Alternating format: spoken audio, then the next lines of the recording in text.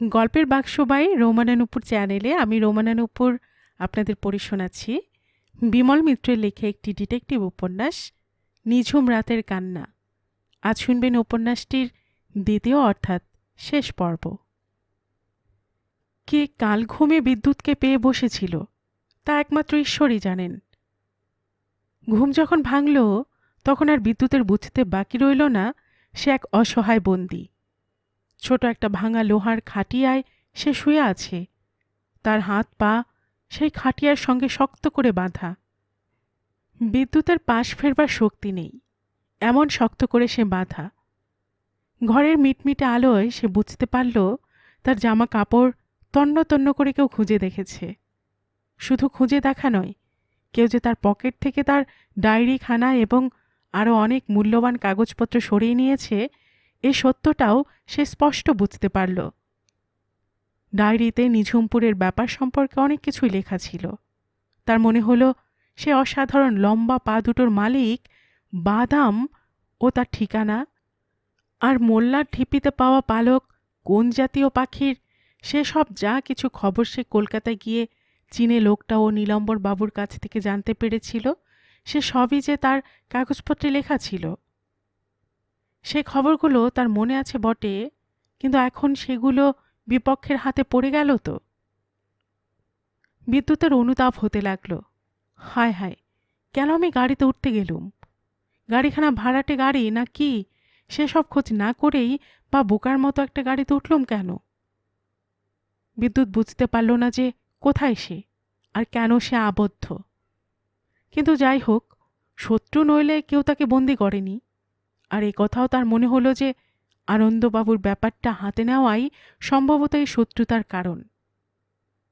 এর আগে হোটেলে একবার কে তাকে মারতে এসেছিল, সে কথা মনে হলো।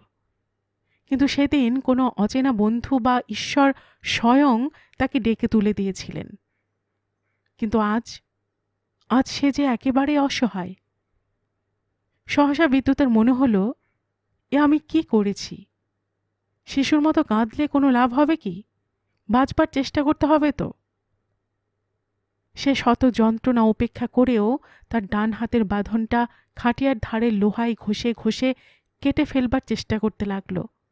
তার মনে হলো রঞ্জন রায় তো এমন ধারা কোনো ভয়ানক বিপদে পড়েও মাথা সুস্থ রেখে বেরোবার পন্থা আবিষ্কার করতে পেরেছেন, আর সে একজন বলিষ্ঠ তরুণ যুবক হয়েও এই বিপদেই মুষড়ে পড়বে? না না। বিদ্যুতের দৃঢ় প্রতিজ্ঞা সফল হল।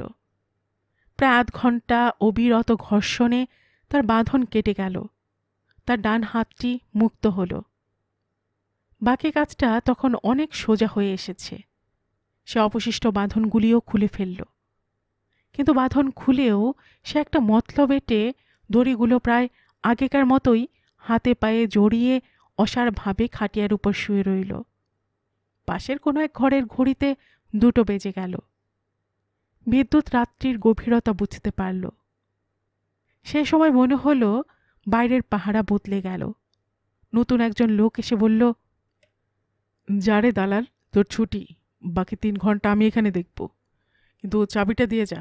লোকটাকে একবার দেখে নিতে হবে তো, শয়তানটা ঘুমোচ্ছে কত। পুরনো লোকটা চাবি দিয়ে চলে গেল।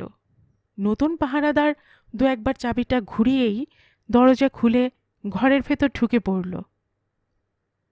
খাটিয়ার কাছে এসে বিদ্যুৎ মিত্রের গায়ে সে একটা ধাক্কা দিয়ে ঠাট্টার স্বরে বলল, কিরে গোয়েন্দা ঘুঘু, ঘুমোচ্ছিস এখনো? কাল যে তোকে জন্মের মতো ঘুমোতে হবে। কর্তা একবার জেগে উঠলেই তোকে। মুহূর্তে বিদ্যুৎ মিত্র তড়াক করে উঠেই যুযুৎসুর এক কায়দায় তাকে ধরাশায়ী করে ফেলল। সঙ্গে সঙ্গে 2 হাতে তার কণ্ঠনালী চেপে ধরল। হতভাগার জিভ প্রায় সমস্তটা বেড়ে এলো। লোকটার মুখের ভেতর তখন বেশ করে বিছানার চাদরটা পুড়ে দিয়ে বিদ্যুৎ চোখের পলকে তাকে নির্বাক করে দিল। তারপর ক্ষিপ্র হস্তে তার হাত পাগুলো খাটিয়ার সঙ্গে বেঁধে ফেলল। এইভাবে সে তাকে কাবু করে দিয়ে তার জামা কাপড় ছাড়িয়ে নিজে সেই পোশাকে সেজে গুজে ঘর থেকে বেরিয়ে গেল। বলা বাহুল্য, বেরোবার আগে সে ঘরটিতে চাবি দিতে ত্রুটি করল না। দোতলার সিঁড়ি দিয়ে সে নিচের আঙিনায় চলে এলো। তারপর সদর দরজা দিয়ে সোজা বাইরে বেরিয়ে গেল। ফটকের পাশে যে পাহারাটা ছিল সে একবার শুধু জিজ্ঞেস করল, কে, আহমেদ ভাই? হুম। একটা সংক্ষিপ্ত উত্তর দিয়ে বিদ্যুৎ মিত্র বাইরে এসে স্বস্তির নিঃশ্বাস ফেলল। ফটকের বাইরে বেরিয়ে এসে দেখল এক বৃদ্ধা সেখানে পড়ে কাতরাচ্ছে। পড়ে গিয়ে তার পায়ে পড্ড লেগেছে, তাই তার অত কাতরানি। বিদ্যুৎকে দেখে এসে বলল, আহ বাবা, এসেছো তুমি? তা যাক, আমায় একটু তুলে দিয়ে যাও না বাবা। বিদ্যুৎ তাকে হাত ধরে তুলে দাঁড় করিয়ে দিল। বৃদ্ধা আশীর্বাদ করে বলল, আহ, বেঁচে থাকো বাবা, তুমি বড্ড ভালো লোক। তোমায় একটা জিনিস দিচ্ছি বাবা, এ জিনিসটা এক ফকিরের দান, এই নাও। বলে সে তার ঝুলির ভেতর হাত দিয়ে বলল, নাও বাবা, ফকিরের আশীর্বাদ। এতে আশীর্বাদ মন্ত্র লেখা আছে, কাল এই মন্ত্রটা একবার পড়ে জল খেও বাবা, তাহলে তোমার ভালো হবে। বিদ্যুতের অবিশ্বাস হলেও বৃদ্ধার সরল কৃতজ্ঞতায় সে মুগ্ধ হয়েছিল। সেটি সে হাতে নিয়ে বৃদ্ধার কাছ থেকে বিদায় হল। দেখতে দেখতে বিদ্যুৎ মিত্র ও বৃদ্ধা দুজনকেই রাতের অন্ধকার কোথায় লুকিয়ে ফেলল। তারপর আরও 2 দিন কেটে গেছে। বিদ্যুৎ তার অনুসন্ধানের কাজে খুব বেশি আর এগোতে পারেনি, কারণ রাত্রিতে সেদিন বন্দী হওয়ার পর হতেই সে কিছু অসুস্থ বোধ করছিল। কাজে শরীরটা একটু চাঙ্গা না হওয়া পর্যন্ত সে আর বেশি এগোতে সাহস করেনি। কয়েকটা দিন পূর্ণ বিশ্রাম করেই কাটিয়ে দিল। সম্প্রতি একটা বিষয়ে সে খুবই যেন অস্বস্তি বোধ করছিল। সে ভাবছিল, কে এই লোক যিনি অদৃশ্যভাবে থেকেও আমার কানে কানে সেদিন সতর্কবাণী উচ্চারণ করে গিয়েছিলেন? কে তিনি, যিনি সেদিন বৃদ্ধা ভিখারিনীর হাত থেকে আমাকে দ্বিতীয়বার সাবধান করে দিলেন? বিদ্যুৎ তার পকেট থেকে সেদিনকার কাগজখানা বের করল। বৃদ্ধা যার নাম দিয়েছিল ফকিরের আশীর্বাদ, সে আবার সেটি পড়ল। ছি ছি, বিদ্যুৎ মিত্র এত বোকা! গোয়েন্দা হলে তাকে সব দিকে চোখ কান খুলে রাখতে হয়, নয়তো গোয়েন্দাগিরি তার সাজে না। ফকিরের আশীর্বাদটি পড়া অবধি বিদ্যুৎ কিছু সতর্কভাবেই চলাফেরা করে। সকালবেলা ঘুম থেকে উঠেই বিদ্যুৎ আবার তার কাজে মনোযোগী হল। সে তাড়াতাড়ি জামাকাপড় পরে নিয়ে সুরেশবাবুর সন্ধানে বেরিয়ে পড়ল। কিছুক্ষণ হাঁটবার পর লোকের কাছে জিজ্ঞেস করে সুরেশবাবুর বাড়িটা বের করে নিতে তার বিশেষ কষ্ট হল না। সুরেশবাবু রোয়াকে বসে তখন দাঁতন করছিলেন। বিদ্যুৎ মিত্রকে দেখে বলে উঠলেন, আসুন আসুন। সুরেশবাবুর সঙ্গে সে বৈঠকখানায় হাজির হল। সুরেশবাবু বললেন, কি খবর, কতটা কি করতে পারলেন বিদ্যুৎবাবু? না, এখনও বেশি কিছু নয়, তবে গুটি কয়েক কথা আছে। আচ্ছা, যোগেন্দ্রকে আপনি চেনেন? সুরেশবাবু বললেন, হ্যাঁ, সে আমার ভগ্নিপতির ভাইপো, সাংঘাতিক ছেলে। কিছুদিন আগে সে বাড়িতে একদিন এসেছিল, সুষমার গয়নার বাক্স ভাঙছিল, সেই সময় ধরা পড়ে যায়। আনন্দবাবু তাই তাকে বাড়ি থেকে তাড়িয়ে দেন। সে কি থিয়েটারে অভিনয় করে? সেই রকমই তো শুনেছি। তার দ্বারা আনন্দবাবুর খুন হওয়া সম্ভব বলে আপনার বিশ্বাস হয়? না। কেন বলুন তো? আনন্দবাবুকে খুন করে তার লাভ কি? যদি বলি আনন্দবাবু সম্পত্তি পাওয়ার লোভে? আনন্দবাবু সম্পত্তির ওয়ারিশান তো সে নয়। আনন্দবাবুর নামে কোনো সম্পত্তি নেই, তিনি সব তার স্ত্রী সুষমা দেবীর নামে লিখে দিয়েছেন। এ খবর যোগেন্দ্র জানতো? জানতো বই কি।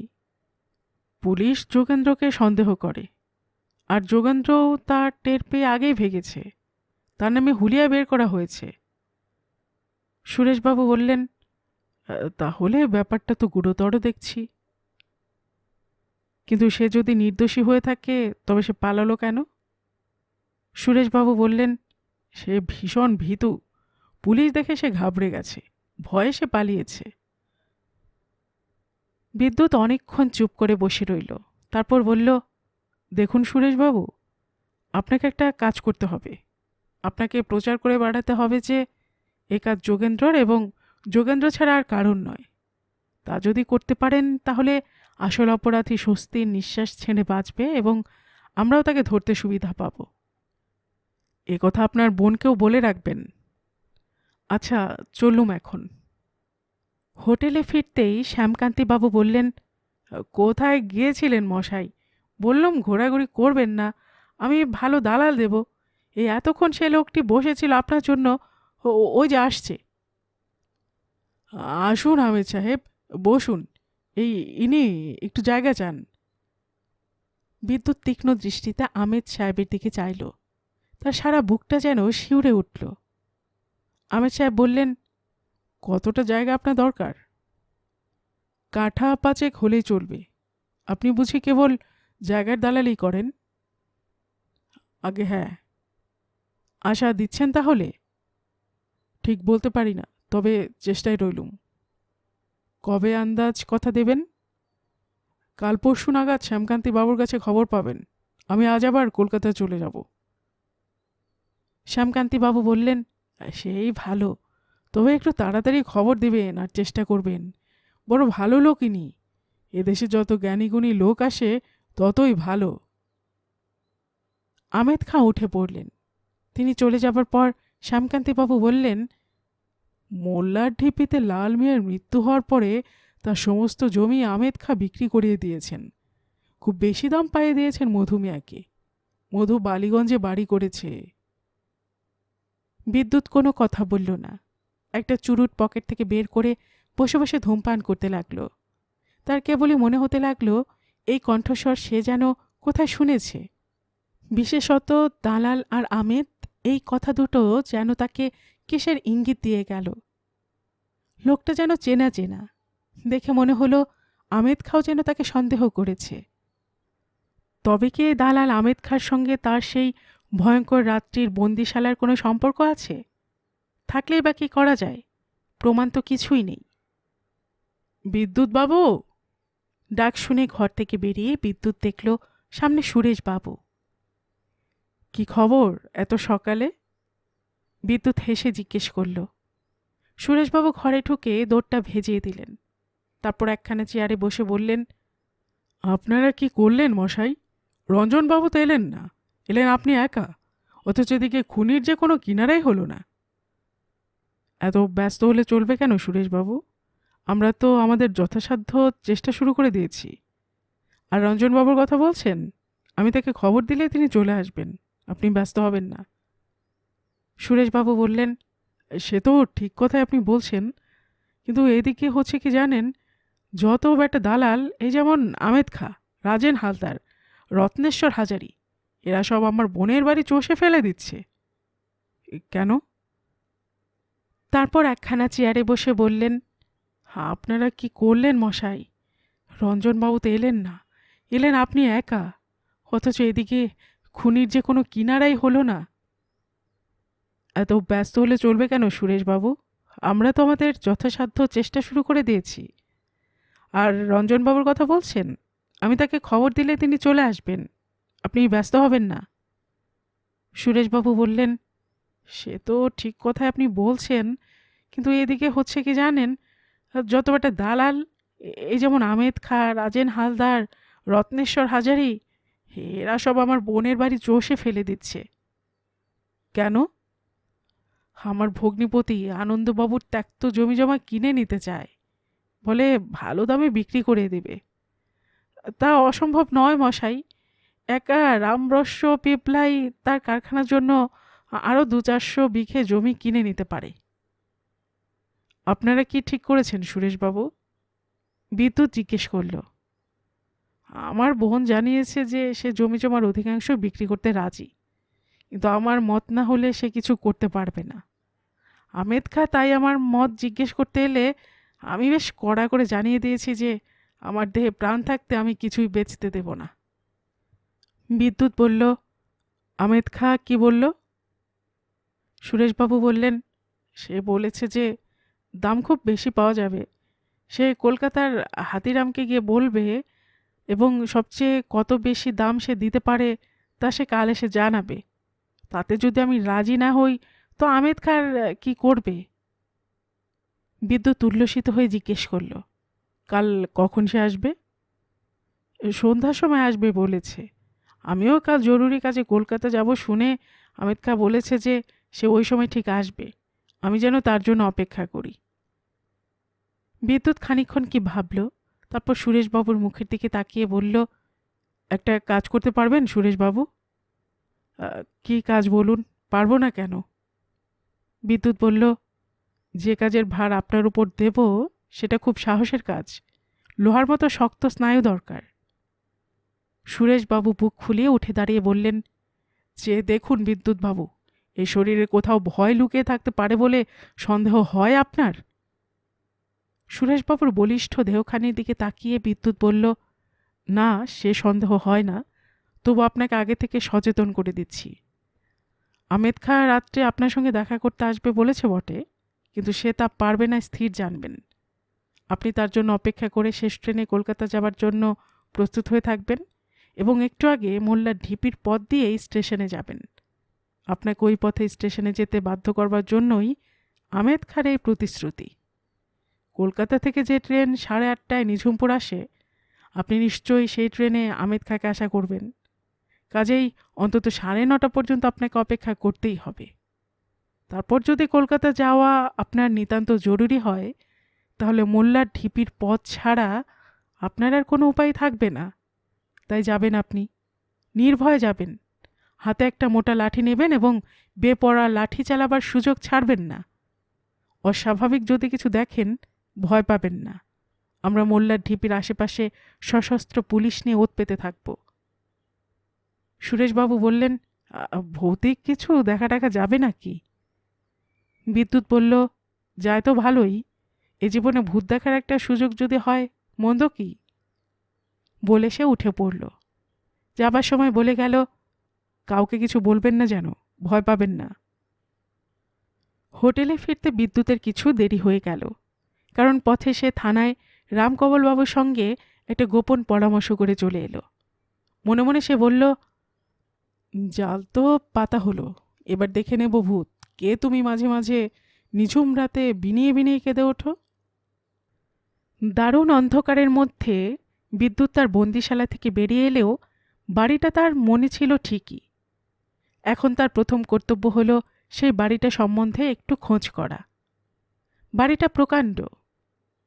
খোঁজ নিয়ে সে জানল সেখানে থাকেন বাবু রামব্রহ্ম পিপলাই। একসময় তিনি একজন অধ্যাপক ছিলেন, কিন্তু এখন এই বৃদ্ধ বয়সে তিনি ব্যবসা করছেন। ভাগ্যলক্ষ্মী তার উপর সুপ্রসন্ন। তিনি এখন স্থানীয় বিরাট এক লৌহ কারখানার অধিপতি, সেই সঙ্গে তার এক প্রকাণ্ড বাতিক। তিনি নানা দেশি জীবজন্তুর এক মিউজিয়াম তৈরি করেছেন তার নিজ বাড়িতেই। বিদ্যুৎ দেখল সে যেখানে বন্দী হয়ে কয়েক ঘন্টা কাটিয়ে এসেছে সেই স্থানটা এই বিরাট বাড়িরই একটা অংশ মাত্র। রামব্রহ্মবাবু অপর অংশে বাস করেন। বিদ্যুতের ইচ্ছে হলো সে একবার বাড়িটার ভেতরে ঢুকে সব কিছু খোঁজ নেয়, কিন্তু এই পোশাকে গেলে সেদিনের বন্দি বলে কেউ হয়তো তাকে চিনে ফেলবে, আর তাহলেই বিপদ ভয়ানক। তাই পরের দিন সকালবেলা সে নকল একজোড়া গোঁফ ও কোঁকড়ানো পরচুলের সাহায্যে তরুণ এক ছাত্রের বেশে সজ্জিত হয়ে চলে গেল পিপলাই মশাইয়ের বাড়িতে। বিদ্যুৎ ভাবল, বাড়িটা দেখতে হলে এই সকালবেলাই ভালো, রাত্রে তো ভূত ধরবার কাজেই ব্যস্ত থাকতে হবে। প্রকাণ্ড বাড়ি, পাঁচিল দিয়ে ঘেরা। চারদিকে বড় বড় আম, জাম, কাঁঠাল, নারকেল, সুপুরি গাছ। মাঝখানে বাড়িখানা। ফটকের পর সুরকির রাস্তা, তারপর বাড়ি। লোকটার বাড়ি সাজানোর দিকে কোনো ঝোঁক নেই। ফুল বাগানগুলো আগাছায় জঙ্গল হয়ে উঠেছে, কোনো মালি নেই বোঝা যায়। বিদ্যুৎ কড়া নাড়তে লাগল। রোগামতো একটা চাকর দরজা খুলে জিজ্ঞেস করল, কি চাই? লোকটার নাম কানাই। সে রামব্রহ্মবাবুর একজন অতি বিশ্বাসী ভৃত্য। বিদ্যুৎ বলল, পিপলাই সাহেবের সঙ্গে দেখা করতে চাই। কি দরকার আপনার? একটা কাগজে লিখে দিন, বাবুর বাতের অসুখ, কদিন খুব বেড়েছে, কারোর সঙ্গে দেখা করেন না। বিদ্যুৎ একটা কাগজে নাম লিখে দিল, রমেন মোদক, জুলজির ছাত্র, আপনার মিউজিয়াম দেখার আকাঙ্ক্ষা।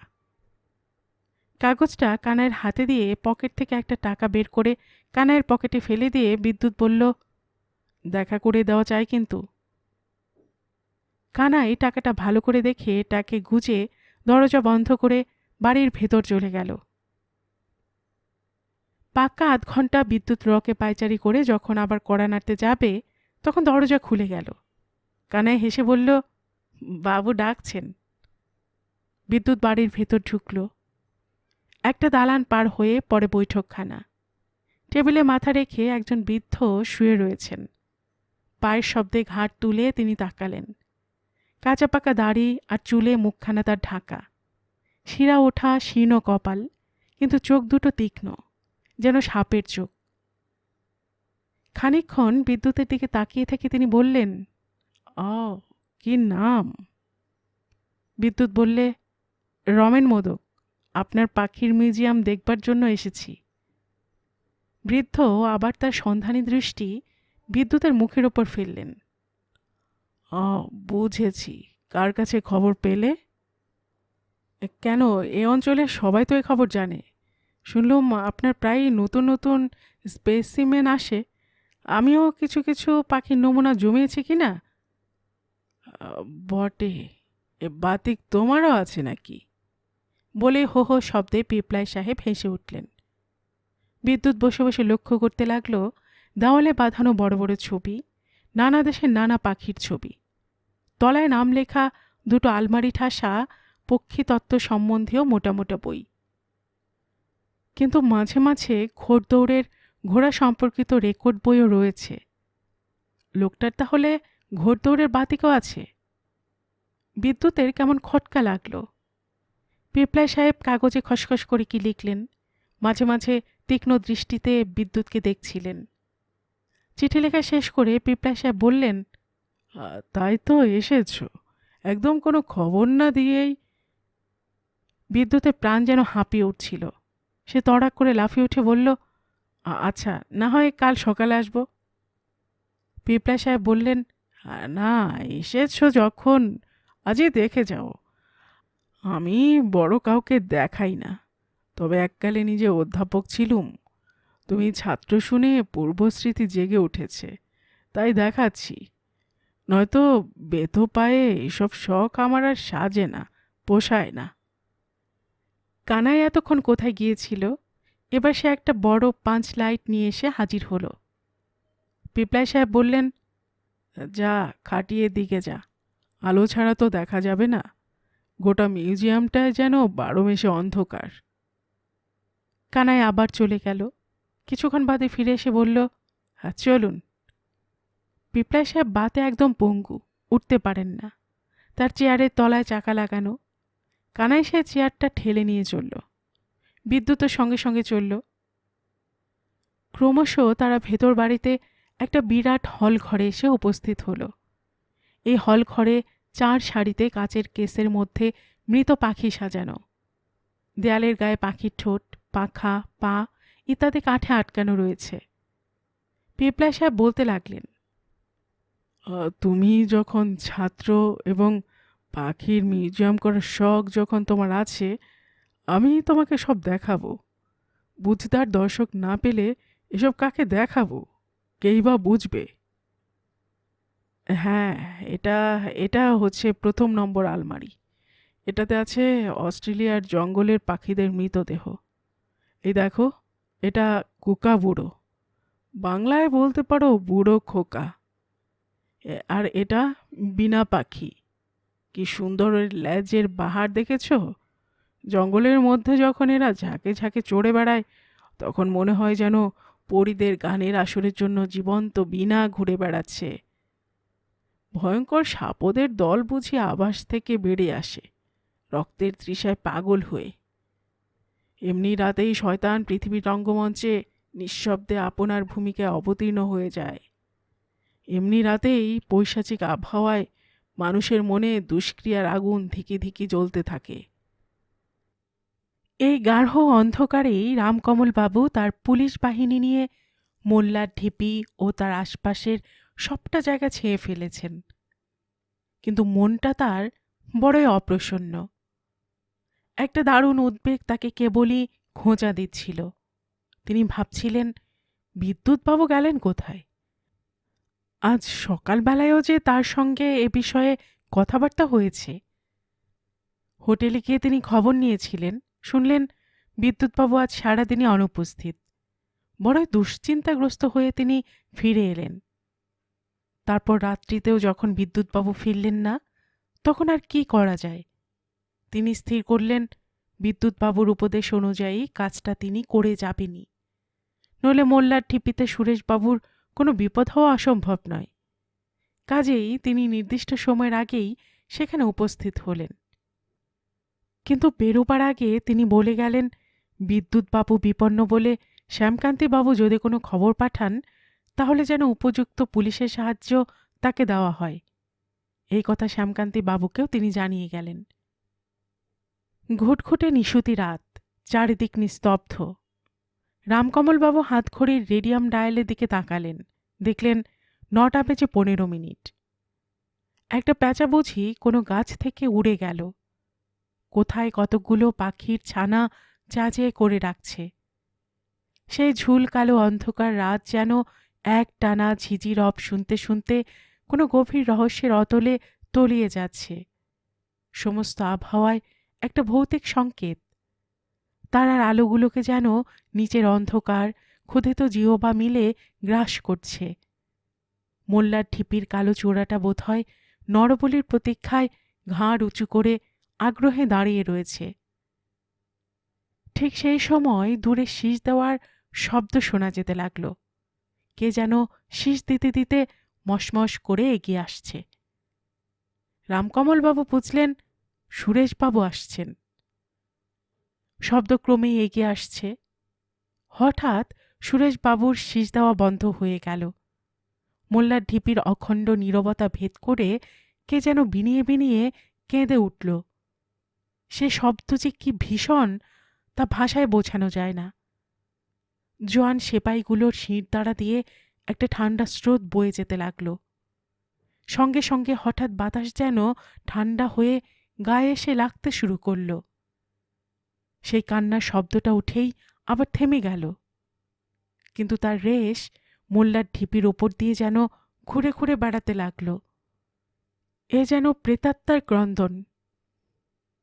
ভয়াবহ গাম্ভীর্য ও অস্বাভাবিক আবহাওয়া, সে যে কি আতঙ্কদায়ক তা ভুক্তভোগী না হলে বুঝতে পারবে না।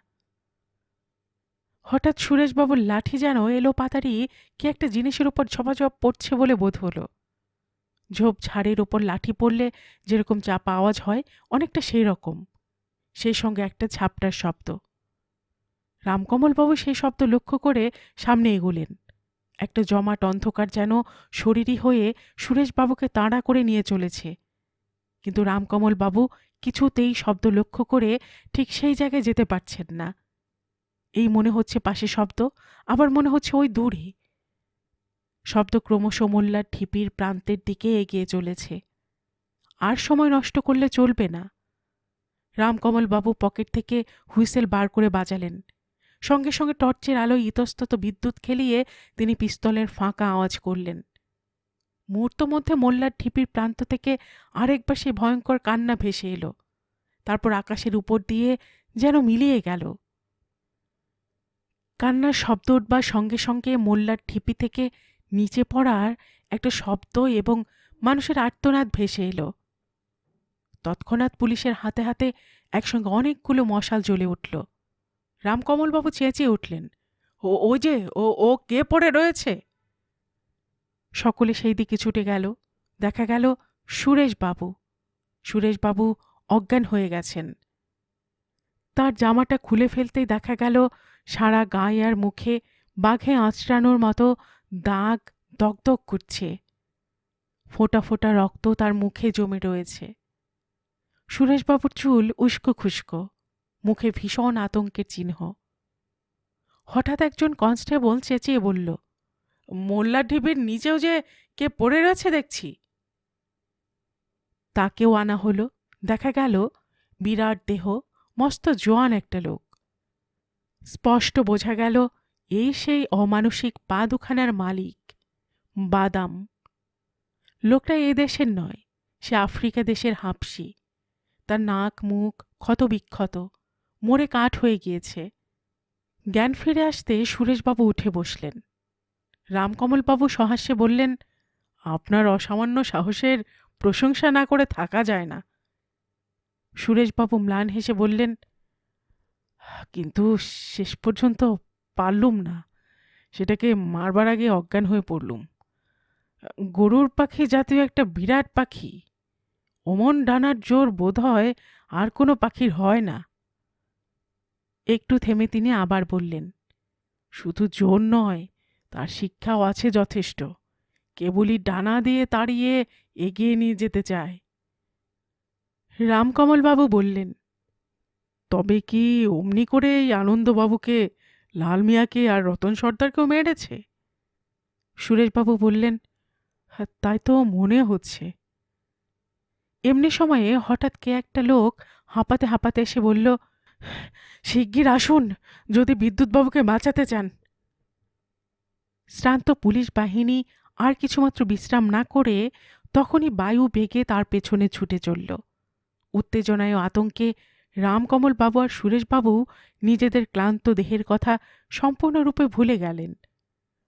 গোয়েন্দা বিদ্যুৎ মিত্তির, আর কতক্ষণ কতক্ষণ আর তোমার জীবন? সেদিন ফাঁকি দিয়েছিলে রাত 2টোয়, কিন্তু আজ আজ ঘড়ির 2টো বাজবার আওয়াজ তোমার কানে আর কখনো ঢুকবে না। পৃথিবীতে এমনি করেই সবকিছুর চাকা ঘুরে যায়। একটা পৈশাচিক হাসিতে সারা ঘরখানা প্রকম্পিত করে বৃদ্ধ রামব্রহ্মবাবু এক নারকীয় অভিনয় শুরু করলেন। প্রকাণ্ড হলঘর, তার দেওয়াল ঘেঁষে কত আলমারি ও কাচের জার, তার মাঝে কত দেশের কত জাতীয় পাখির ঠোঁট, মাথা, চোখ ইত্যাদি। এসব আলমারিগুলোর সামনে হলের মাঝে একটা খুব মোটা থাম। থামের গায়ে গোয়েন্দা বিদ্যুৎ মিত্র বড় অসহায়ভাবে শক্ত লোহার বাঁধনে বাঁধা। 3 জোড়া লোহার হাত তাকে যেন বড় আত্মীয় মনে করে চেপে ধরে রেখেছে।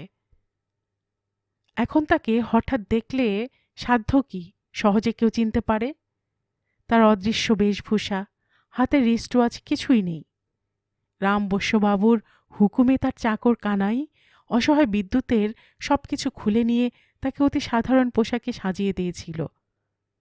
মেঝে থেকে তার সারা দেহ প্রায় 2 হাত উঁচু, তার পায়ের তলায় এক প্রকাণ্ড উনান। চাকর কানাই সেটিকে ভালো রূপে জ্বালাবার চেষ্টায় পরিশ্রম করছিল। দেখে স্পষ্টই বোঝা যায় পায়ের তলায় আগুন জ্বালিয়ে বিদ্যুৎ মিত্রকে আজ পুড়িয়ে মারবার জন্যই ওদের এত প্রয়াস। বিদ্যুৎ মিত্র সবই দেখছিল, কিন্তু কথা বলবার শক্তি নেই। মুখ তার কাপড় পুড়ে বন্ধ করে দেওয়া হয়েছে। রামব্রহ্মবাবুর পৈশাচিক কণ্ঠে আবার যেন বন্যা বয়ে গেল। বিদ্যুৎ, হতভাগ্য গোয়েন্দা ঘুঘু, কেন এসেছিলে আজ এমন একটা ব্যাপারে হাত দিতে? কে তোমায় সে বুদ্ধি দিয়েছিল বিদ্যুৎ?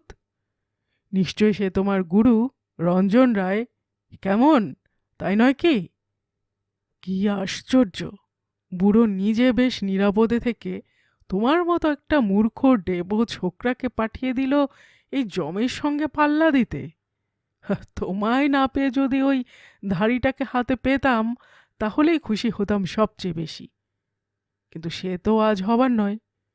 তবু আমার একটা সান্ত্বনা এই যে তোমার শোচনীয় পরিণতির কথা সে যখন আমারই লেখা চিঠিতে জানতে পারবে, তখন সে যে কি যাতনায় ছটফট করবে তা ভাবতেও খুশিতে আমার মন ভরে উঠছে। তার চিন্তাস্রোত কিছুক্ষণের জন্য যেন অন্য পথে বয়ে গেল। কানাইকে লক্ষ্য করে তিনি বললেন, হ্যাঁ রে কানাই, ওদিকে মোল্লার ঢিপির খবর কি? বাদাম এখনো তার শকুনটাকে নিয়ে ফিরছে না কেন? সুরেশটা সন্ডা জোয়ান বলে কি তাকে সাবার করতে এত দেরি হচ্ছে? আর আমেদ খাইবা কোথায়? আজ এই বিদ্যুৎ মিত্তির ধ্বংসযজ্ঞে যে তাদের সকলেরই উপস্থিত থাকবার কথা। রাত প্রায় 11টা, এখনো তারা আসছে না কেন? হঠাৎ শো শো করে একটা শব্দ, তারপরে বিরাট পাখার একটা ঝটপটি। এলি রে বুড্ডা, দেখ তো কানাই কে এলো। রামব্রহ্মবাবু একথা বলতেই কানাই দরজাটা খুলে দিল। তখন একটা প্রকাণ্ড শকুন একটা বিকট শব্দ করতে করতে ঘরে ঢুকে টেবিলের উপর বসল। ঠোঁট ও পালকে তার রক্ত মাখা। পৈশাচিক হাসি হেসে রামব্রস্যবাবু বললেন, কি রে, সাবার করে এলি? কিন্তু বাদাম কোথায় রে? সে বুঝি পেছনে আসছে? রামব্রস্যবাবু আদর করে তার পিঠে হাত বুলোতে লাগলেন, আর তখনই তাড়াতাড়ি তার ডানার খাঁজে খাঁজে ওষুধ লাগাতে লাগাতে বললেন, জি দাঁড়াও বুড্ডা, জি দাঁড়াও, তোর আরও কাজ বাকি আছে রে বুড্ডা। শকুনটা যেন তার কথা বোঝে, ঠিক এমনিভাবে রামব্রস্যবাবু তাকে বলে যেতে লাগলেন, কি কাজ তা বুঝতে পেরেছিস? না পেরে থাকিস তো শোন তবে। এই হতভাগা গোয়েন্দা বাবাজির বুকে আমি প্রথম একটা ইঞ্জেকশন করে দেব। সঙ্গে সঙ্গে শুরু হবে তার তীব্র জ্বালা যন্ত্রণা। সেই সঙ্গে তার পায়ের তলায় জ্বলবে লোহা গলানো আগুনের শিখা। মিত্তির মশাইয়ের এমনি শুভ মুহূর্তে, এমনি আনন্দের সময়ে তুই তুলে নিবি একটা একটা করে ওর চোখ, কান, নাক, মুখ। বাবা, এমনি পাক্কা আমার ব্যবস্থা। আবার একটা পৈশাচিক হাসিতে সেই নরক ঝমঝম করে উঠল। আরও মিনিট 10 কেটে গেল। রামব্রস্যবাবু চঞ্চল হলেন। কি ব্যাপার, এত দেরি কেন? আমেদ খাঁর দল এলো না, বাদামও আসছে না, কিন্তু আর দেরি করা চলে না। ওরে কানাই, না আর দেরি নয়, তুই এখনই আগুনটা জ্বেলে দে, স্পিরিট ঢাল, কিছু আলকাতটা ঢেলে দে, দে আগুন ধরিয়ে দে রে কানাই, আগুন ধরিয়ে দে। গোয়েন্দা বাবাজির নধর দেহ থেকে তার তুলতুলে মাংসগুলি আগুনে ঝলসে খুলে পড়তে থাকবে। আমি তা মুগ্ধ চোখে দেখতে দেখতে আনন্দে আত্মহারা হয়ে যাব। দে রে, শিগগির আগুন ধরিয়ে দে। কানাই প্রায় তৈরি হয়েছিল। সে তখনই আলকাতটা, কেরোসিন আর স্পিরিট ঢেলে নরক গুলজার করবার পরিপূর্ণ আয়োজন করে নিল। তারপর একটা দেশলাই দিয়ে আগুন ধরাতে উদ্যত হল। দেশলাইয়ের প্রথম কাঠিটা জ্বলল না, একটা আওয়াজ হলো মাত্র। খচ করে আবার একটা আওয়াজ হলো, কাঠিটা জ্বলে উঠল। কানাই জ্বলন্ত কাঠিটা নিয়ে উনুনের কাছে এগিয়ে গেল। ঠিক সেই মুহূর্তে হঠাৎ দুবার ভীষণ শব্দ, গুড়ুম গুড়ুম।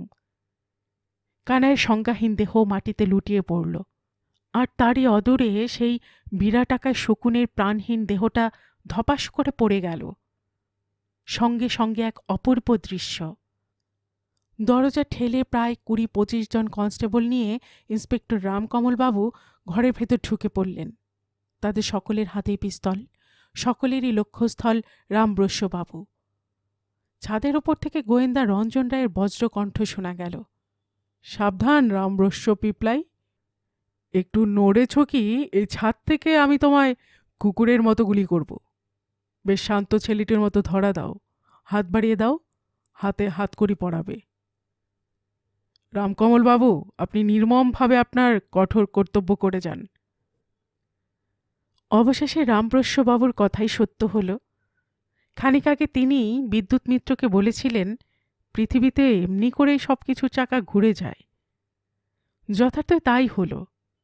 নিঝুমপুরে রামব্রস্য পিপলাইয়ের ভাগ্যচক্র নিমেষে বিপরীত দিকে ঘুরে গেল। মৃত আনন্দ ঘোষের বাড়িতে চা খাওয়ার নিমন্ত্রণ রক্ষা করতে গিয়ে বিদ্যুৎ রামকমলবাবু লক্ষ্য করলেন যে শ্যামকান্তি বাবু ও রঞ্জনবাবু সেখানে আগে থেকে হাজির হয়ে গল্প করছেন। বিদ্যুৎকে দেখেই রঞ্জনবাবু বললেন, এই যে বিদ্যুৎ, এসো। আগে তোমার মুখ থেকে আনুপূর্বিক সমস্ত শোনবার জন্য এরা হাঁ করে বসে আছেন, তারপর বাকিটুকু বলবো আমি। বিদ্যুৎ বলল, কেসটা বড্ড জটিল আকার ধারণ করেছিল, কিন্তু একমাত্র দৈব আমাদের সহায় হয়েছিল বলেই আমাদের পক্ষে এর মীমাংসা করা সম্ভব হয়েছে। আমিও আজ বেঁচে রয়েছি। শ্যামকান্তি বাবুর মুখে সর্বপ্রথম শুনি যে এইভাবে এর আগে আরও 2 জন মারা গেছেন। সেই কথা শোনা অবধি আমার দৃঢ় ধারণা হলো যে যোগেন্দ্র বা আনন্দ ঘোষের সঙ্গে আত্মীয়তা সূত্রে জড়িত কোনো লোকের দ্বারা এ কাজ হয়নি। তখন লাল মিয়া ও রতন সর্দারের বাড়িতে খোঁজ নিতে হলো। সেখানে খোঁজ নিয়ে কি জানা গেল পরে বলছি। এর মাঝে মোল্লার ঢিপিতে পদচিহ্ন নিয়ে গবেষণা শুরু হলো। বোঝা গেল যে আনন্দ ঘোষ পিছু হটতে হটতে মোল্লার ঢিপি থেকে পড়ে মরেছেন। সেই সঙ্গে নিকটবর্তী গাছের তলায় বিরাট বিরাট কয়েকটা পদচিহ্ন আবিষ্কৃত হল। তার সাবধানী সতর্ক চলন চিহ্ন দেখে এটা বেশ বোঝা গেল যে সেই হত্যার ব্যাপারে সংশ্লিষ্ট। এই সময় দৈবাত একটা পালক কুড়িয়ে পেলুম। তখন নিছক কৌতূহলী হয়ে কুড়িয়েছিলুম, জানতুম না যে সেই পালকই হত্যাকারীকে ধরবার কাজে আমাকে এত সাহায্য করবে। পক্ষীতত্ত্ব সম্বন্ধে আমার জ্ঞান সামান্য, কিন্তু সেই সামান্য জ্ঞান থেকেই দুটো জিনিস আমি লক্ষ্য করলুম। 1 নম্বর, পাখির পালক গা থেকে উপড়ে তোলা হয়েছে, তার গোড়ার দিকে কাঁচা। 2 নম্বর, এদেশে কোনো পাখির পালক সেটা নয়। রামকমলবাবু যোগেন্দ্রকে সন্দেহ করেছিলেন, আমিও সে সম্বন্ধে একটা থিওরি খাড়া করি। জায়গাটার ভৌতিক বদনাম ছিল। যোগেন্দ্র কি ভূত সেজে আনন্দবাবুকে ভয় দেখিয়ে তাড়া করে নিয়ে গিয়ে মোল্লার ঢিপি থেকে ফেলে দিয়েছিল? সে থিয়েটারের অভিনেতা, সাজসজ্জা জোগাড় করে এরকম কিছু করার ধারণা তার মনে উদয় হওয়া অসম্ভব নয়। বিরাট পায়ের দাগ তার ছদ্মবেশের চিহ্ন হতে পারে, এরকম একটা সন্দেহ প্রথমে আমার মনে হয়। তারপর খোঁজ নিয়ে জানি যোগেন্দ্র পৃথ্বীরাজ নাটক অভিনয় করতে উলুবেড়ে যায়। ঘটনাদিন সন্ধ্যায় সেখানে সে সংযুক্তার অভিনয় করে খুব প্রশংসা লাভ করে। কাজে তার পক্ষে একই সময়ে নিঝুমপুরে ও উলুবেড়ায় উপস্থিত থাকা অসম্ভব। তখন প্রশ্ন হলো, তাহলে সে কি কাউকে নিযুক্ত করেছিল এই কাজের জন্য? এরপর আমি একদিনের জন্য কলকাতায় যাই। সেখানে কাকাবাবুর সঙ্গে দেখা হলো না বটে, কিন্তু আমার কলকাতায় যাওয়া বৃথা হয়নি। সেখানে খোঁজ পেলাম যে সেই অসাধারণ পায়ের মালিকের নাম বাদাম, আর তার ঠিকানা হচ্ছে নিঝুমপুর রামব্রস্য পিপলায়ের বাড়ি। অধ্যাপক নীলাম্বরবাবুকে পাখির পালকটি দেখে জানা গেল যে ও পালক হচ্ছে আফ্রিকার লিবিয়া মরুভূমির একরকম শকুন জাতীয় পাখির। সেগুলো শিকারী পাখি ও মাংসাশী। সুরেশবাবু জিজ্ঞাসা করলেন, আচ্ছা বিদ্যুৎবাবু, কি করে বুঝলেন যে চিনে বাজারে জুতোর দোকানে তার ঠিকানা পাবেন? বিদ্যুৎ বলল, ঠিক কথা জিজ্ঞেস করেছেন। ঘটনার দিন সন্ধ্যার পর বৃষ্টি হয়। বিরাট পায়ের মালিকটি জানতেন যে ভিজে মাটিতে হয়তো 2-1টা জুতোর ছাপ পড়েছে এবং কিছু কাদামাটিও তাতে লেগেছে। সেই কাদামাটি নিয়ে রাসায়নিক পরীক্ষা করে এবং জুতোর ছাপ থেকে সে ধরা পড়লেও পড়তে পারে। কাজেই পুরনো জুতো বিসর্জন দিয়ে সে নতুন জুতোর অর্ডার দিতে যাবে এ আমার জানা ছিল। চিনেপাড়ার মধ্যে জুতোর অর্ডার দিলে পুলিশের পক্ষে খুঁজে পাওয়া দুর্ঘট হবে ভেবে সে চিনেপাড়ায় জুতোর অর্ডার দেয়। কাজেই আমার হাতে সে ধরা পড়ে। তারপর তার ঠিকানা ধরে খোঁজ করতে দেখা গেল যে যোগেন্দ্রের সঙ্গে তার কাল্পনিক যোগের চেয়ে আরেকজনের সঙ্গে তার যোগ বেশ স্পষ্ট, আর সেই লোকটি হচ্ছে রামব্রস্য পিপলাই। নীলাম্বর বাবুর কাছে শুনেছিলাম লিবিয়া মরুভূমির শকুন খুব বড় জাতের পাখি, আর তাদের ডানার জোর অসামান্য। তখন আমার মনে চট করে উদয় হলো যে বিরাট পায়ের মালিক হাফসি বাদাম কি ওই পাখিটাকে শিখিয়ে নিয়ে তাকে দিয়েই আনন্দ ঘোষকে হত্যা করিয়েছে। এই কথা মনে হওয়ার সঙ্গে সঙ্গে অনেক রহস্যই যেন আমার কাছে স্পষ্ট হয়ে এলো। আনন্দবাবুর পায়ের দাগ যেন মাতাল লোকের পায়ের দাগের মতো। তার কারণ তিনি আকাশচারী শকুনের আক্রমণ থেকে আত্মরক্ষার জন্য ঘুরপাক খেয়েছিলেন। পরে শকুনটা ডানার আঘাতে তাকে হঠাতে হঠাতে কিনার থেকে ফেলে দেয়। শ্যামকান্তিবাবু মোল্লার ঢিপি থেকে ঘটনার দিন রাত্রে যে ভয়ার্ত করুণ কান্না শুনেছেন, সে কোনো প্রেতাত্মার বিলাপ নয়, ওই শকুনেরই ক্রুদ্ধ গর্জন। আনন্দবাবুর মুখে যে আঁচড়ের দাগ দেখা গেছিল, তা ওই শকুনের নখের আঁচড়। বাধা পেলে এই শকুনগুলো অতি ভয়ানক হয়ে যায়। তখন তারা নিজের প্রতিপালককে হত্যা করতেও কিছুমাত্র ইতস্তত করে না। বাদামের মৃত্যু সম্ভবত সেই কারণে। সুরেশবাবুর লাঠির খায়ে বিব্রত উত্ত্যক্ত হয়ে শেষকালে সে বাদামকে হত্যা করে ফেলে। একটু থেমে বিদ্যুৎ রামকমলবাবুকে জিজ্ঞেস করল, আচ্ছা দারোগাবাবু, বলতে পারেন আনন্দবাবুকে হত্যা করার কিছুক্ষণ বাদে মোল্লার ঢিপিতে আলো দেখা গিয়েছিল কেন? সে কি কোনো ভৌতিক ব্যাপার? রামকমলবাবু বললেন, না, এখন মনে হচ্ছে সেটা কোনো ভৌতিক ব্যাপার নয়। এখন বুঝছি ওই শকুনের ছড়ানো পালকগুলো কুড়িয়ে নেবার জন্যই বাদাম লণ্ঠন জেলে ঘুরে বেড়িয়েছিল। দৈবাত একটা পালক পড়েছিল বলেই বেচারা ধরা পড়ে গেল। বিদ্যুৎ বলল, ঠিক বলেছেন, ওই জন্যই আলো দেখা গিয়েছিল। বিদ্যুৎ আবার বলতে লাগলো, ইতিমধ্যে আমি রতন সর্দার ও লাল মিয়ার আত্মীয়স্বজনের কাছ থেকে খবর নিয়ে জানলুম যে তাদের দুজনেরই কিছু ভালো জমিজমা ছিল। এখানকার বাকি সব জায়গা ইতিমধ্যে অন্য লোকে কিনে নেয়। সেসব জায়গা বিক্রি করার লাল মিয়া বা রতন সর্দারের কারোরই ইচ্ছে ছিল না। কিন্তু রহস্যজনকভাবে দেখা যায় যে তারা মারা যাবার পর এসব জায়গা বিক্রি হয়ে যাচ্ছে। কিনছে কয়েকজন বাইরের লোক, দালালি করছে আমেদ খাঁ, রাজেন হালদার আর রত্নেশ্বর হাজারি। মনে প্রশ্ন হলো, এদের সঙ্গে হত্যার কোনো যোগ আছে নাকি? আনন্দবাবুর পরিত্যক্ত সম্পত্তিও খুব লোভনীয়, কিন্তু তিনি বিক্রি করতে রাজি নন। সেই জন্য কি তাকে রঙ্গমঞ্চ থেকে সরানো হলো? সন্দেহ মাত্রেই আমেদ খাঁর উপর নজর রাখা হলো। আমেদ খাঁ সুরেশবাবুর কাছে আসা যাওয়া করতে লাগলো, কিন্তু সুরেশবাবু সম্পত্তি বিক্রয়ের বিরোধী, কাজে মতলব করেছে সুরেশবাবুকে সরাবার। দিন ঠিক হলো। বলতে পারেন এত শিগগির, মানে আনন্দবাবুকে মারবার মাত্র কয়েকদিনের মধ্যেই সুরেশবাবুকে হত্যা করবার উদ্যোগ করা তাদের পক্ষে দুঃসাহসিক। এতে সন্দেহের উদ্রেক করা এবং ধরা পড়ার পুরো সম্ভাবনা। সে কথা ঠিক, কিন্তু তারা অধৈর্য হয়ে উঠেছিল এই ভেবে যে আরেকটা খুন করলেই তাদের উদ্দেশ্য সফল হয়। আমেদ খাঁর মারফত রামব্রস্যবাবু আবার কিছু গুছিয়ে নিতে পারেন। কাজেই সুরেশবাবুকে মারবার জন্য ফাঁদ পাতার ব্যবস্থা সম্পূর্ণ হলো। আমেদ খাঁ ঘটনার দিন সন্ধ্যায় সুরেশবাবুর সঙ্গে দেখা করবে বলে গা ঢাকা দিল। তার উদ্দেশ্য, সুরেশবাবু কলকাতা ট্রেন আসার সময় পর্যন্ত অপেক্ষা করবেন। তারপর হাতে বেশি সময় না থাকায় মোল্লার ঢিপির পথে যাত্রা করবেন এবং শকুনে তাড়া খেয়ে পড়ে মারা যাবেন। আমি ভাবলুম রামব্রস্যবাবুর বাড়ির ভিতরটা একবার দেখতে হবে, কিন্তু সেখানে গিয়ে আমার যা দুর্দশা হলো তা আপনারা জানেন। এর আগেও দুবার আমি মরতে মরতে বেঁচে যাই, কিন্তু স্পষ্ট বোঝা গেল দৈবই আমাকে বাঁচিয়েছে। যখন তখন কোন এক অজ্ঞাত বন্ধুই যেন আমাকে সতর্ক করে গেছে। কখনো সতর্ক করেছে মুখের কথায়, কখনো করেছে ফকিরি আশীর্বাদ দিয়ে।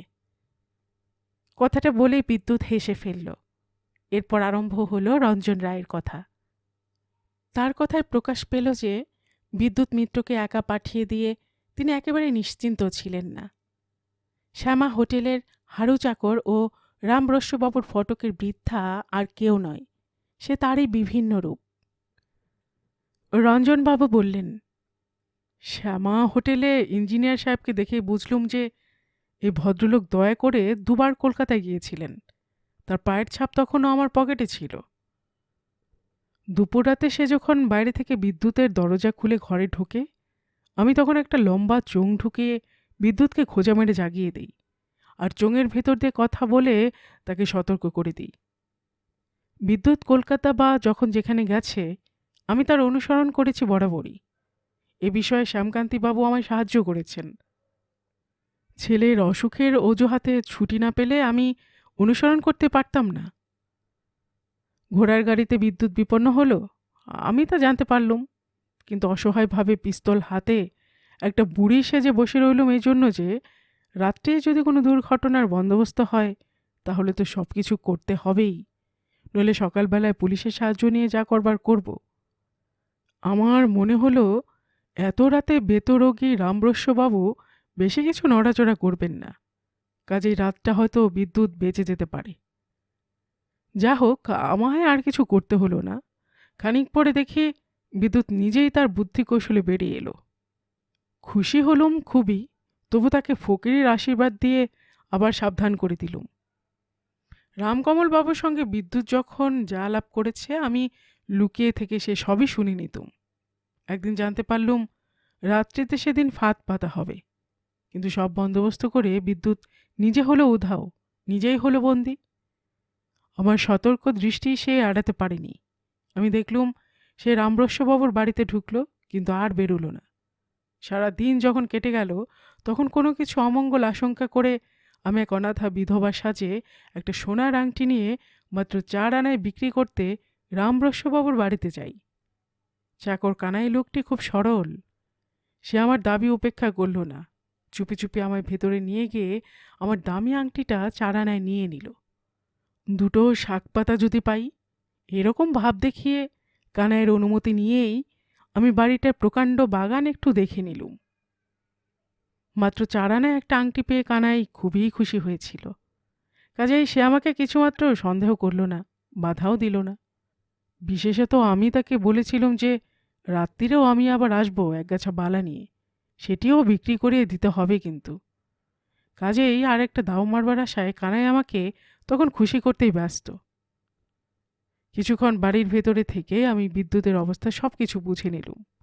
তারপর বাড়ির বাইরে এসে রাত্রিরে শ্যামা হোটেলের শ্যামকান্তিবাবুর কাছে গিয়ে নিজের সত্য পরিচয় জানিয়ে বললুম, রামকমলবাবু বলে গেছেন আপনি বিদ্যুতের জন্য পুলিশের সাহায্য পাবেন, আপনি এখনই তাই করুন। রামপ্রসাদবাবুর দারোয়ানটাকে হঠাৎ কাবু করে আপনারা বাড়ির ভেতর ঢুকে লুকিয়ে থাকুন। আমার পিস্তলের আওয়াজ শুনলে আপনারা ঘরের মধ্যে ঢুকে পড়বেন। বিদ্যুৎ যে ঘরে আবদ্ধ আছে, আমি শ্যামকান্তি বাবুকেই সেই ঘরের বর্ণনা দিয়ে বুঝিয়ে দিলুম। আমি জানি আমাদের এই শ্যামকান্তি বাবুটি অতি সজ্জন, বিদ্যুৎকে তিনি খুব ভালোবাসেন, কাজেই তার সম্পর্কে আমি কিছুমাত্র সন্দিহান হইনি। এসব বন্দোবস্ত করে আমি দুটো পিস্তল হাতে নিয়ে একটা গাছ বেয়ে বিদ্যুতের মাথার উপরকার ছাদে গিয়ে উঠি। রামপ্রসাদবাবু তখনও সে ঘরে আসেননি, কাজেই ঘর তখন অন্ধকার। কেবল বিদ্যুৎই ছিল সে ঘরের বাসিন্দা। আমি ছাদের একটা দুর্বল জায়গা বের করে একটা ফুটো করে রেখে দিলুম। কয়েকবার টর্চের আলো ফেলে ভেতরটা দেখে নিলুম। এইভাবে বিদ্যুৎ কোথায় আছে তা জেনে নিয়ে তার এই বরাবর একটা জায়গায় আবার একটা ফুটো করি। তারপর পিস্তল হাতে শেষ সুযোগের জন্য অপেক্ষা করতে থাকি। শ্যামকান্তি বাবুর সঙ্গে পুলিশের আগমন সংবাদ আমি যথাসময়ে জানতে পারলুম। শ্যামকান্তি বাবুকে দেখা দিয়ে আমিও আমার উপস্থিতি তাকে জানিয়ে দিলুম। তিনি কিছু আশ্বস্ত হলেন। এর মাঝে শ্যামকান্তি বাবু বুদ্ধি করে মোল্লার ঢিপিতে একটা লোক পাঠিয়ে রামকমল বাবুকে সংবাদ দেন। তিনিও তার দলবল নিয়ে বাড়িতে ঢুকে তৈরি হয়ে থাকেন। আমেদ খাঁ তার দলবল নিয়ে বাড়ির ভেতর ঢুকতে যাচ্ছিল, কিন্তু আমার উপদেশ ছিল কেউ বেরোতে গেলে বা ঢুকতে গেলে তাকে যেন গ্রেপ্তার করা হয়। জমাদার ধন সিং শ্যামকান্তিবাবুর কথায় সেটুকু সুন্দরভাবে সমাধা করেছিল। কাজেই আমেদ খাঁর দলবল রামপ্রসাদবাবুর আগেই গ্রেপ্তার হয়ে হাজত ঘরে চলে গিয়েছিল। সংক্ষেপে বলতে গেলে এই হলো আমাদের ইতিহাস। তারপর বাকিটা সে তো আপনারা সবাই জানেন, সবাই তাতে সাহায্য করেছেন।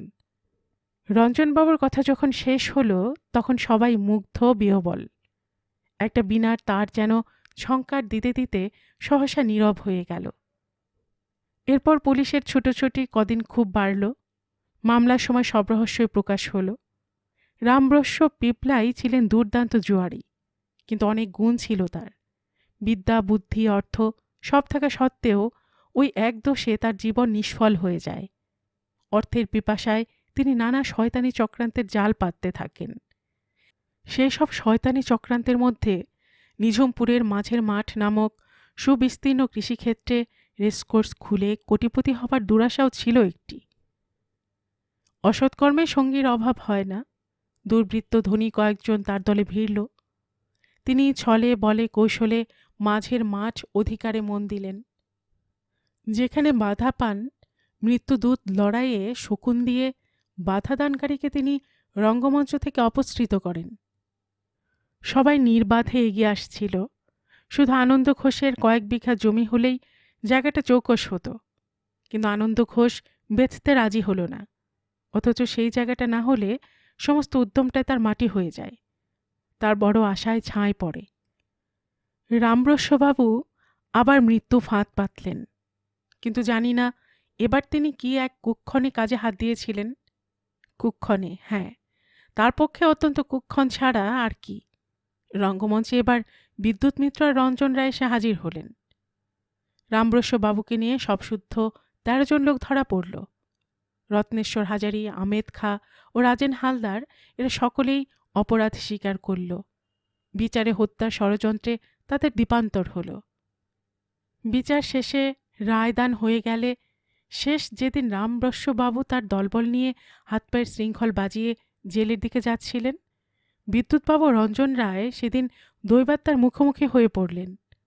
রামরস্যবাবু শুকনো হাসি হেসে রঞ্জন রায়কে বললেন, নমস্কার মিস্টার রায়, আপনার বিজয়ে আমি আপনাকে সংবর্ধনা জানাচ্ছি। শত্রু হলেও আপনার সঙ্গে পাল্লা দিয়েও সুখ। তারপর বিদ্যুৎবাবুর দিকে তাকিয়ে বললেন, কিন্তু বিদ্যুৎ, তোমাকে খুব প্রশংসা করতে পারিনি কোনোদিন। তুমি কেবল অভিমন্যুর মতো বুহ ভেদ করে শিখেছ, বেরিয়ে আসবার কৌশল শেখনি। তোমার গুরুটি না থাকলে তুমি নিঝুমপুরের সেই নিঝুম রাতের কান্নার রহস্যের সমাধান করে কখনোই বেরিয়ে আসতে পারতে না। বিদায় বন্ধু, বিদায়। গল্পের বাক্স চ্যানেলে এতক্ষণ আপনারা শুনছিলেন বিমল দত্তের লেখা একটি ডিটেকটিভ উপন্যাস নিঝুম রাতের কান্না এর দ্বিতীয় অর্থাৎ শেষ পর্ব। আর এতক্ষণ গল্প পাচ্ছে আমি আপনাদের সাথে ছিলাম রোমানা নুপুর।